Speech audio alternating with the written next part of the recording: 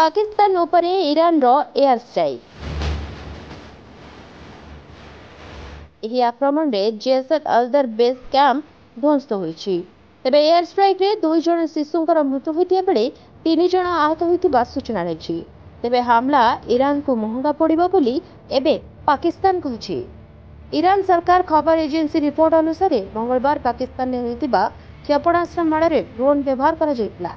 ଇରାନର ଏକ ଇଂରାଜୀ ନ୍ୟୁଜ୍ ଚ୍ୟାନେଲରେ ଏହାକୁ ନେଇ ସୂଚନା ଦେଇଛନ୍ତି।